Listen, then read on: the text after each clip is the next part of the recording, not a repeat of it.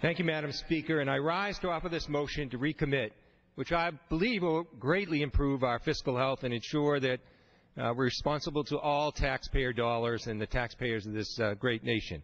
We all agree, all of us, Republicans and Democrats alike, that cuts in wasteful spending are vital to our country's future. The decision that stands before us is whether we should adopt reckless cuts to some of our most important programs or not. Education cuts, cuts to college scholarships, reading teachers, Head Starts. And as a DA for the last decade, I know the effects of cuts to police officers and firefighters, and I know what they mean to our public safety. Reckless cuts, cuts to border protection, cuts to hubs of cybersecurity research so that we can better protect ourselves in our infrastructure. Cuts in cancer research and other life-saving ventures of the National Institute of Health. It's worth repeating that Moody's chief economic expert, Mark Zandi, the former advisor to the McCain for President campaign, just this week estimated that the reckless Republican cuts will cost our country 700,000 jobs.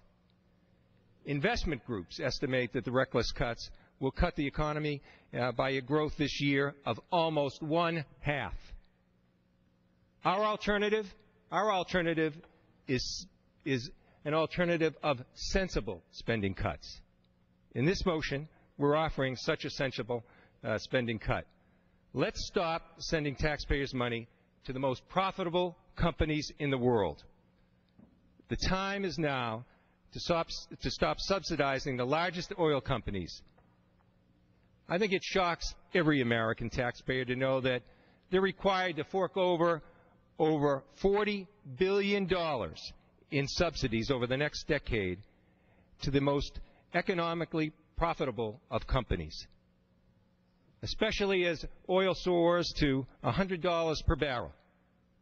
My constituents in Plymouth, Massachusetts, are paying almost $3.50 per gallon, and they've had enough. Even ex-Shell CEO John Hofmeister says enough is enough. He said, and I quote, "With high oil prices, such subsidies are not necessary." So let's put a stop to this welfare program for big oil right now. Cuts to police, cuts to fire, cuts to cancer research, cuts to border security, cuts to reading teachers, or oil subsidies to the most profitable of companies. I urge my colleagues to vote yes on this motion to recommit, and I return the balance of my time, and I yield that back. Thank you, Madam Speaker. Gentleman yields back the balance of his time. Can he reserve time? For what purpose does the gentleman from Kentucky rise?